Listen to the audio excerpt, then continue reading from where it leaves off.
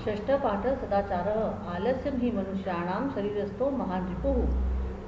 अब यहाँ पर आलस्य मतलब आलस्य मनुष्याणाम मतलब मनुष्य का, शरीरस्थो मतलब शरीर का, महान मतलब सबसे बड़ा, रिपु मतलब दुश्मन। आलस्य ही मनुष्य के शरीर का सबसे बड़ा दुश्मन है, शत्रु है।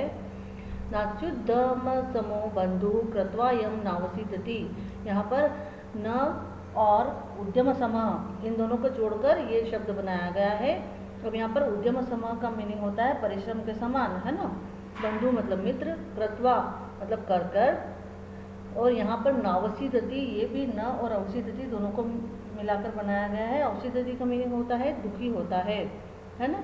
तो इस लाइन का अर्थ हुआ कि और परिश्रम जो होता है, परिश्रम के समान दूसरा कोई मित्र नहीं है। मतलब परिश्रम करने वाला व्यक्ति कभी भी दुखी नहीं होता है। आलस्य ही मनुष्य के शरीर का सबसे बड़ा दुश्मन है और परिश्रम के समान कोई मित्र नहीं है। परिश्रम करने वाला व्यक्ति कभी भी दुखी नहीं होता है। श्वः कार्य मध्य पूर्वित पूर्वाह्न है चापरहार्णिकम। अब यहाँ पर देखिए, श्वः मतलब कल का, कार्यम अद्य और कार्यम और अद्य इनको जोड़कर बनाया गया है। कार्यम मध्य, कार्यम मतलब कार्य है ना, तो कल का काम और अद्य मतलब आज का, पूर्वित मतलब कर लेना चाहिए, और पूर्वाह्न मतलब दोपहर से पहले, और आपराह्निकम है ना, च और आपराह्निकम इनको जोड़कर चापराह्निकम हुआ। तो च का मतलब होता है और आपराह्निकम मतलब दोपहर का। तो कल का काम आज कर लेना चाहिए और दोपहर का पूर्वाह्न में मतलब दोपहर होने के पहले। अगला देखिए, न ही प्रतीक्षते मृत्यु कृतमस्य न वा कृतम। मतलब न प्रतीक्षते मतलब प्रतीक्षा नहीं करती है, कृतमस्य तो कृतम और अस्य इन दोनों को जोड़कर बनाया गया है। इसका मीनिंग होता है इसका हो गया है ना, और वा मतलब या और, ठीक है।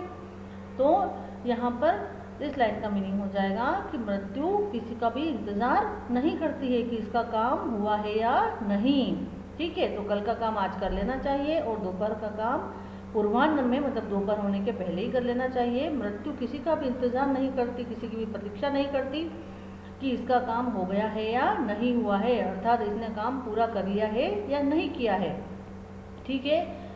इस श्लोक का भावार्थ ये हुआ कि काम को कभी भी टालना नहीं चाहिए, क्योंकि क्या पता कब जीवन समाप्त हो जाए।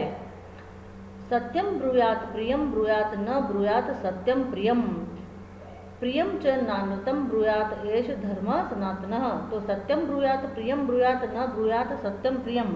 यहाँ पर देखिए, ब्रूयात मतलब होता है बोलना चाहिए, है ना। प्रियम मतलब मधुर, मीठा, अच्छा लगने वाला। सत्यम मतलब सच, ठीक है। तो यहाँ पर है कि सच बोलना चाहिए, प्रिय बोलना चाहिए, अप्रिय सच नहीं बोलना चाहिए। अप्रिय सच मतलब कि जो किसी को अच्छा नहीं लगे ऐसा। फिर है प्रियम च नानृतम ब्रूयात एष धर्मः सनातनः, है ना। मतलब अनृतम मतलब कि झूठ, ठीक है। ये नानृतम है ना, इसमें न और अनृतम दोनों को मिलाकर नानृतम बनाया गया है। अनृतम मतलब होता है झूठ, और सनातन मतलब शाश्वत, मतलब कि जो सदा से चला आ रहा है, बहुत समय पहले से चला आ रहा है, उसे सनातन बोलते हैं। धर्म मतलब धर्म या आचार, ठीक है, जो नियम है वो। तो यहाँ पर है कि यही शाश्वत यानी सदा से चला आ रहा है, हमेशा से चला आ रहा है। तो हमेशा सच बोलना चाहिए, प्रिय बोलना चाहिए, अप्रिय नहीं बोलना चाहिए, अप्रिय सच नहीं बोलना चाहिए, और प्रिय झूठ भी नहीं बोलना चाहिए। कि जो किसी को अच्छा लग रहा है, अगर किसी के कानों को सुनना अच्छा लग रहा है तो हम झूठी झूठी प्रशंसा करे जा रहे हैं, तो प्रिय झूठ भी नहीं बोलना चाहिए। यही शाश्वत या सदा से चला आ रहा धर्म का आचार है। सर्वदा व्यवहारे स्यात् औदार्यम सत्यता तथा ऋजुता मृदुता चापि कौटल्यम न कदाचन। यहाँ पर देखिए, सर्वदा व्यवहारे स्यात् औदार्यम सत्यता तथा, यहाँ पर सर्वदा मतलब हमेशा, औदार्यम मतलब उदारता, है ना, और ऋजुता का मीनिंग ये जो दूसरी लाइन में इसमें सीधापन, मृदुता मतलब कोमलता, फिर कौटिल्यम मतलब कुटिलता, कुटिल व्यक्ति, टेढ़ापन जिसे कहते हैं, और न कदाचन मतलब कभी नहीं। तो इसमें पहली लाइन का मीनिंग हो जाएगा कि व्यवहार में हमेशा उदारता, सच्चाई, सरलता और मधुरता होनी चाहिए, ठीक है। और दूसरी लाइन जो है कि ऋजुता मृदुता चापी कौटल्यम न कदाचन, है ना, तो उसमें सीधापन होना चाहिए, कोमलता होना चाहिए। च अपी मतलब चापी हो गया यहाँ पर, है ना। तो यहाँ पर मृदुलता होनी चाहिए, सीधापन होना चाहिए, और कौटिल्य मतलब कुटिलता और टेढ़ापन कभी भी नहीं होना चाहिए। श्रेष्ठम जन्म गुरुम चापी मातरम पीतरम तथा, मतलब कि श्रेष्ठ जन्म मतलब जन, गुरु है ना, मातरम पितरम मतलब माता पिता, मनसा कर्मणा वाचा सेवेत सततम सदा, ठीक है।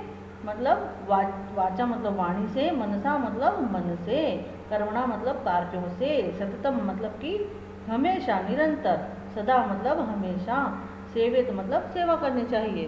तो यहाँ पर है कि सज्जन है ना, सज्जन श्रेष्ठ मतलब सज्जन, गुरु मतलब गुरुजन, और माता पिता की हमेशा मन से, कर्म से, वाणी से निरंतर सेवा करनी चाहिए। फिर मित्रेण कलहम कृत्वा न कदापि सुखी जनः। अब देखिए मित्रेण मतलब मित्रों से, कलहम मतलब झगड़ा करना, कृत्वा मतलब करना, न कदापि मतलब न मतलब नहीं, और कदापि मतलब कभी भी, सुखी जनः मतलब सुखी जना मतलब लोग, ठीक है ना। तो इसका मीनिंग हुआ कि मित्र के साथ झगड़ा करके मनुष्य कभी भी सुखी नहीं रहता। इति ज्ञात्वा प्रयासेन तदेव परिवर्जयेत, मतलब कि यहाँ पर देखिए थोड़ा प्रयासेन मतलब प्रयत्न से या प्रयास से, परिवर्जयेत मतलब दूर रहना चाहिए, ठीक है। तो जब झगड़ा अगर हो भी जाए तो उसे अपने प्रयास से दूर कर देना चाहिए, या जानकर उस झगड़े को छोड़ देना चाहिए। तो मित्रों के साथ झगड़ा करके कोई भी मनुष्य कभी भी सुखी नहीं रहता है, यह जानकर प्रयत्न से उसे झगड़े को छोड़ देना चाहिए, खत्म कर देना चाहिए।